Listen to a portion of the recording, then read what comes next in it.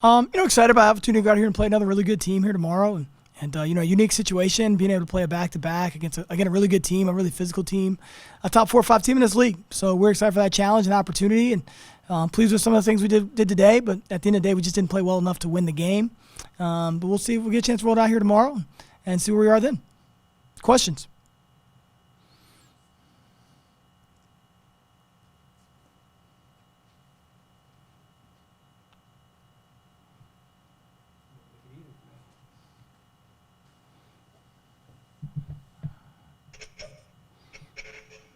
Hey, Coach, what is it like preparing for a team on back-to-backs like this? I know some smaller leagues do something very similar, but what is this unique situation going to be like for you guys heading into tomorrow? What's the timeline going to be like for you guys? Yeah, I think the one thing we're going to do is make sure our guys get rest and have some great recovery. Nothing more important than mental freshness right now. Both teams are going to be hurt. I mean, both teams, play a pretty physical style of basketball on both ends of the floor.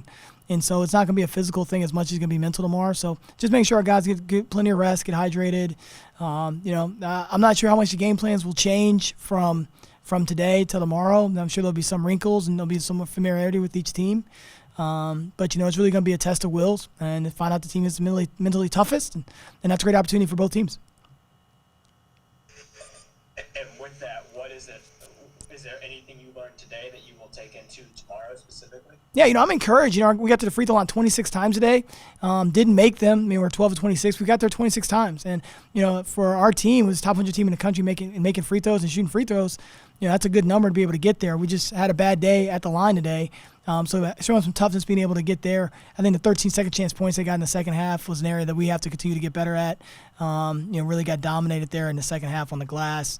And so we're going to look at those areas and just try to be better there. Look at our rotations and make sure that those are, if the rotations were the reason why or just our level of physicality. And, again, we get a chance to roll it out here tomorrow and try it again.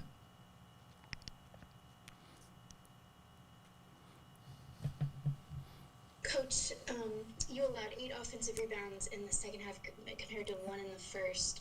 Can you just talk about what do you think the difference was there? Yeah, that the first half was excellent. I think that's a sign of the team that we can be in terms of defensively getting rebounds and finishing half.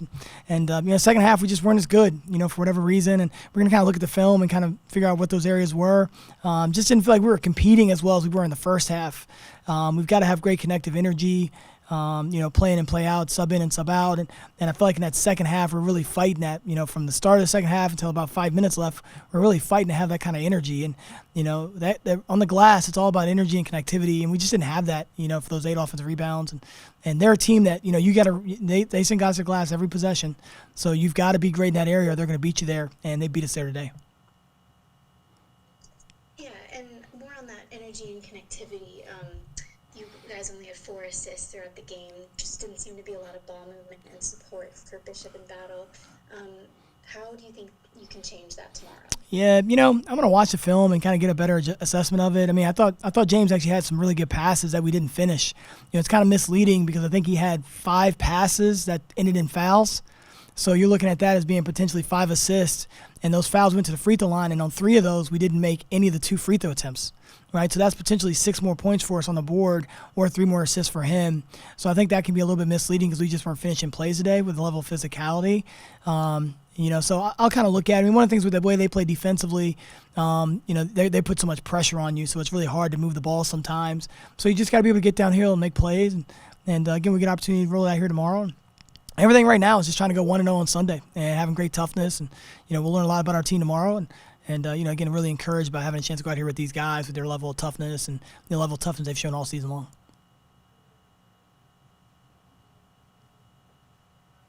Hey, Coach. First off, Happy New Year. Just want to kind of, talk about, the big 3 on your team, Bishop, Battle, and Moyer. I mean, what are you trying to do to try to get other people involved besides those 3 guys, day in, day out? Yeah, we've got some really good offensive players. I mean, Lincoln Ball took some shots today he's capable of making, and just trying to encourage him to be a guy that can make offensive plays for us. And he can do a lot of things, and he's in his 8th game of his career, so he's still figuring out this college thing as well. And I thought he gave himself some opportunities today that he didn't take offensively. just going to keep encouraging him to do that. Tyler Brailsford is a really good offensive player. I'd say he's one of our better offensive players. So just encouraging him to keep finding his spots on the floor when he can get shots up, and Sloan Seymour as well. So I like our group. I mean, I think Hunter Dean's really involved in the pick and roll game. Again, he got to the free throw line I think 8 times today, and had a couple finishes at the rim, and he's capable of doing that. And Chase Parr, got 5 attempts today as well. So he goes 1 of 5. Those are good attempts. For a guy that shot 63% last year from the floor, you're expecting to make 3 or 4 of those 5. That puts you in a different category. So I think when you get the opportunity, I think you got to be ready for it. I think what's challenging for people to understand is like when you have 2 dominant players with the ball like Jamison and James, it's easier for guys to learn how to play off of them because the defense has to play those guys a certain way. And so we're going to take advantage of how the defense is going to play them to open up opportunities for everybody else. And, and those guys got to be ready for the opportunity and ready to take hold of it. I know they will be. They've been progressively getting much better at it. And we're just going to keep putting those guys in position to make plays. You might see Moyer being in a position to make more plays for us off the bounce. And again, we're encouraged about those guys' ability to be able to do that. And, we're going to keep working through it. But guys got to take their opportunities. And they got to take them, and they got to be aggressive with them. And I think they will in the future. And to speak about Bishop's play, I mean, teams are coming in keying on him to try to stop his flow, and he's still day in, day out, game in, every day, basically putting up 20 points a game. So, I mean, what can you speak about his production when teams are coming in trying to stop him? Yeah, I think we have 2 guys doing that, him and Jamison. Number one thing that they both do, they put in the work every single day. James is the last one out every single day, goes through his shooting routine. He's got a great mental toughness. Jamison's always in getting his extra work and just it's stuff that he needs to be able to do to get his body right. And, we were fortunate to have guys that have just a mentality to be great, and they're going for it every single day. And what you're seeing with our young guys is that they're going to continue to follow suit with that. And I think that's what's exciting about it is, those guys are all pushing forward with that. And, I'm encouraged with James Bishop, having coached guys in our system before. His learning process has really been sped up, and he's really taken that challenge hold, excellently. We saw the late pick and roll to Hunter Dean that get fouled on, and he's really learning how to play within our system, not just score within our system. He's learning how to get others involved, and that's a huge part of that position for us.